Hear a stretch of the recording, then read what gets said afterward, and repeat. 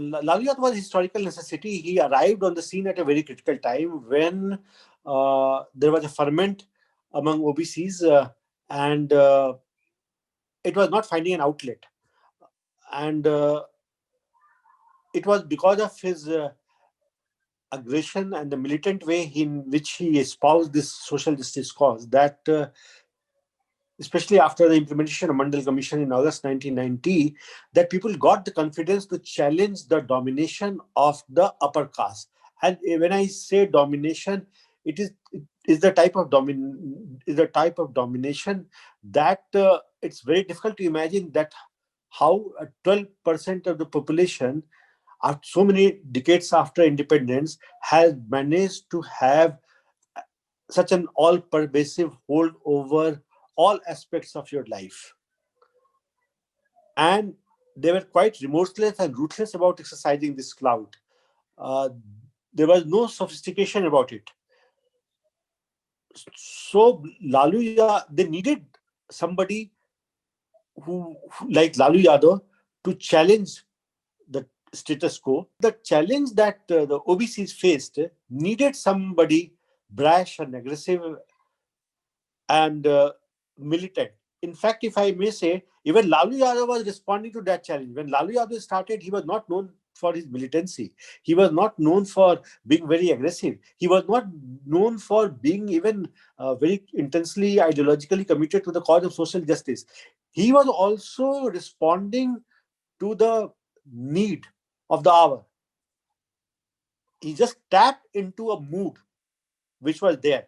Second advantage that Lalu Yadav had was he was born poor. He was born in destitution. Poverty is not the real word. He was born in destitution, and he had felt the pain and the problems that come with poverty in its worst form.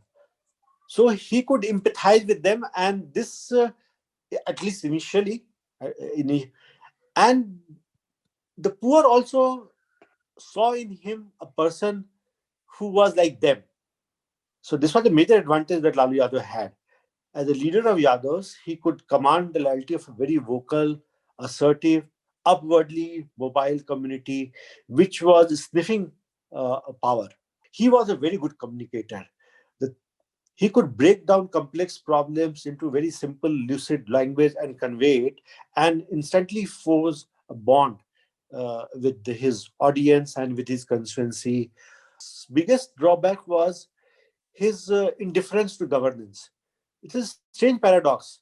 A person who enjoyed politics, he was a 24 by 7 politician, and he could never take his mind off politics, was completely indifferent and uninterested when it came to governance, as if this was a drudgery, and he would probably it had also to do with his inability to grapple with the complexities of governance. But after 1995, when he had an absolute majority, then people started asking that why he's not taking interest. And after several things happened, including his charge sheeting in the fodder scam.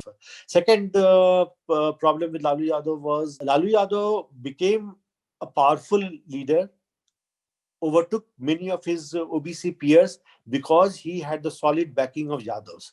Now that had helped him, but it also acted as a fetter, because if you want to diversify your social base, then you have to be equitable, and that could go against the interests of your so-called core constituency, who were the principal reason why you gained prominence. And in the case of Lalu Yadav, the window was even shorter because they had just tasted power. Third was the way he surrounded himself, especially his members of the family also, and the allegations, horrific allegations of corruption. Uh, Not that huge amount of money was changing hands. Probably there was equal amount of corruption under Congress also. But what was far more upsetting about is that this was happening in a very brazen way. And it was happening at a time when the awareness about corruption has grown. So it was hurting people. Some basic needs, as we say, bijli, sadak, pani, he didn't pay attention to that. Crime control. So as a result, you could, and crime control was something which was again partly the function of what we discussed earlier, his being beholden to the support that he was getting, unstinted support from two communities in particular. So he would not interfere with the ward lords belonging to that community.